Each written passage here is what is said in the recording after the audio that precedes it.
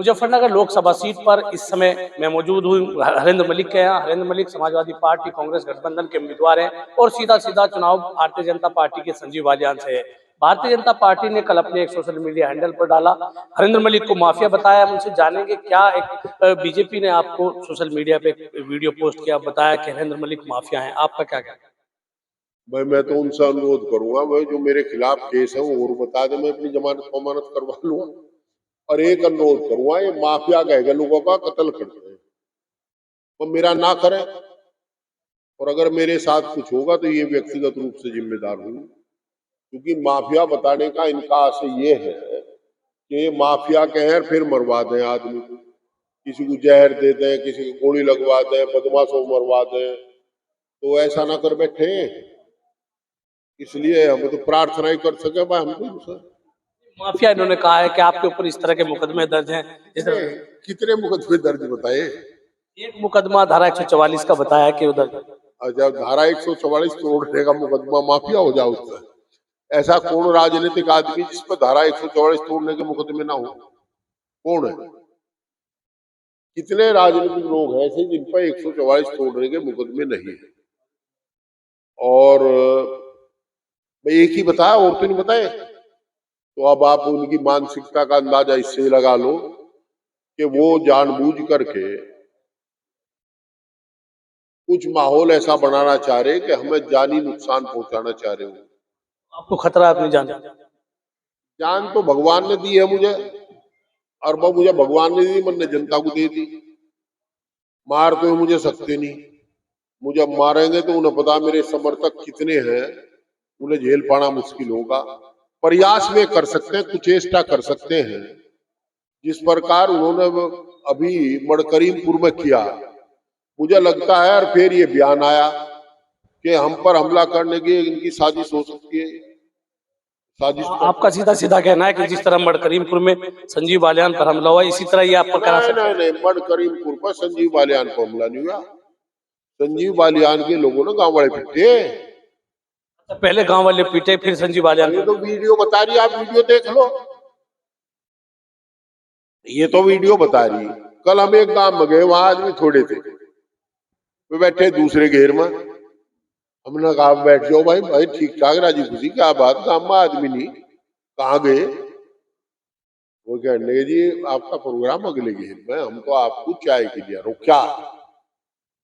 हमने उसके भी एक घूंट चाय पी लिया, आगे जाके फिर बैठ के लड़ेंगे लोगों से। नहीं, आपको जो माफिया बताया जा रहा है, बाकायदा बीजेपी का जो ट्विटर हैंडल है उस पर डाला जा रहा है, इसके पीछे क्या मकसद है उनका कि हरेंद्र मलिक पे धारा 144 के एक मुकदमे पे उसे माफिया बताना? अच्छा, अगर वे मुझे माफिया कह रही तो मैं कैसे रोकूंगा उन्हें, जब उनकी मानसिकता ऐसी है।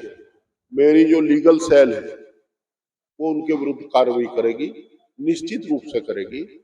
और जो एक मानहानि का नोटिस है वो जारी होगा। वकील साहब बैठे हैं अभी, ये कर क्या रहे हैं इनका तो भगवान को देखो, विनाश काले विपरीत बुद्धि। हम माफिया बता रहे, किसी को गाड़ी दे रहे, किसी को शिखंडी भी तो बता, कल किसी को शिखंडी भी तो बता है। और मैंने तो पहली बार सुना छत पे इंटरलॉकिंग हो किसी के, और इंटरलॉकिंग 10-12 किलो मुझा होता दिखे भाई। ऊपर तो बढ़ेंगे, छत भी धस जाओ, वो तो फर्श भी धस जाएगा। ये आप कहीं ना कहीं कह रहे हैं कि पहले से ही संजीव बालियान की सोची समझी रणनीति? मैं नहीं कह रहा, ये लोग कर रहे हैं। मैं साक्ष्य के आधार पर कह रहा हूं कि 19 के चुनाव में चौधरी चरण सिंह जी की पौत्र वधू आदरणीय चारू चौधरी के काफिले पर भी लठ बजाया था, उसमें नंगड़ा नुन्ना खेड़े में, जिसमें लोग जेल गए थे, जिन्होंने बचाया था उनको, और उनको चोट नहीं आई थी। हमारे समाज में, किसान समाज में, जाति की बात नहीं कर रहा, चरण सिंह के परिवार को सम्मान की निगाह से देखते हैं। उनकी पौत्र वधू के साथ क्या किया था नंगड़ा नूना खेड़े में, सबको जानकारी है। थाना थी में अभी भी 14 दिन लोग जेल काट गए थे, अभी मुकदमा विचाराधीन है। तो उस पर उनका भी कहना है कि लोकदल के जब चौधरी अजीत सिंह यहाँ आए तो उन्हें हराने में भी हरेंद्र मलिक की भूमिका है। कहाँ? मुजफ्फरनगर लोकसभा। मैं तो कैराना में चुनाव लड़ रहा था। हाँ, इसका भी एक मेरे पे जवाब है। 2 जगह झगड़े हुए, एक तो टोडे में झगड़ा हुआ, मेरे समर्थक जेल गए, जो मेरे व्यक्तिगत समर्थक है। आपको याद होगा कचहरी में मैंने कहा था जब लोग मैं जीऊं तो कोई दिक्कत नहीं होने की। नगड़े में झगड़ा हुआ, यहाँ मेरे समर्थक जेल गए। मैं हरवाऊं अजीत सिंह को और समर्थक मेरे जेल जा। मैं संजीव से मेरा बड़ा प्यार चल रहा था कि मैं हरवाता संजीव को देखे। हम भारतीय जनता पार्टी के साथ कभी मंच साझा नहीं किया हमने। हम ये तो हो ही नहीं सकता कि उनके उम्मीदवार को सपोर्ट करते हैं। अगर ये सच है तो अब की बार तो वैसे ही हार गया हो जब मेरी सपोर्ट है, कुछ पता है। अगर मेरी सपोर्ट के बाद 6000 से जीतता था, मेरी सपोर्ट हट जाएगी, आपको हार गया हो तो। ये सब बेकार के अनर्गल प्रचार है। खिसियानी बिल्ली खंबा नोचे, ये बौखला रहे हैं इस समय और बड़ा डर लगे इनका। डर के साथ अरे पीएमएलए के चुनाव के बाद AK-47 बरामद हुई थी। अब वो आदमी लोग नु गए भाई, वो उसके होर्डिंग लग रहे थे इनकी साथ, जहां तो मिली थी नु गए जी थी तो किसी और की, इसको तो धरी रखी थी। बेचारा एक पाक आदमी था, उसको तो कोई दिक्कत नहीं, वो तो झूठा ही फंसा, वो झूठा जेल गया उसमें। AK-47 किसी और की थी, जेल कोई और गया। जेल कोई और गया और भाई बेचारे को भेज दिया इन्होंने फंसा कर। अब भाई तू चले जा, हम तेरी जमानत कौन करवा लें, किसने भेजा हमें नहीं पता भाई। पर जब ये चारू चौधरी के पे हमला कर सके तो हरिंदर तो बहुत छोटा सामान है भाई। इससे पहले आपका ये मानना है कि पहले से ही पृष्ठभूमि तैयार की जा रही है कि हरेंद्र मलिक को माफिया बताओ फिर हमला करो? हाँ निश्चित, मुझे डर लगने लगा अब। नहीं तो इस तरह के जो ट्विटर हैंडल इन्होंने किया है। अभी परसों राजधानी का एक लड़का पंकज, उनने इनका विरोध की वो पोस्ट डाल दी थी, सरदाना थाने में बैठा लिया था। तो जिन्होंने मेरे खिलाफ माफिया लिख करके उत्तेजना फैलाने की बात है, पर मैं भी राजनीति करा, मेरे भी समर्थक होंगे, मेरा भी कोई ब्लड लाइन होगी, कहीं तो किसी को गुस्सा होगा, तो लोगों को उकसाने की कार्रवाई कर रहे हैं। मलिक साहब, माफिया एक बहुत बड़ा शब्द होता है, माफिया जिसके खिलाफ दर्जनों मुकदमे हो। आपका कहना है और स्पष्ट भी है कि 7 पीढ़ी में आपके खिलाफ कोई आपराधिक प्रवृत्ति का कोई मुकदमा दर्ज नहीं है। तो माफिया के पीछे क्या एक मंशा भारतीय जनता पार्टी की है? भाई मुझे तो ऐसा लगा है जैसा इन्होंने कुछ लोग पुलिस अभिरक्षा में निपटाए, कोई मुझे भी निपटाने के चक्कर में लग रहे। किसको?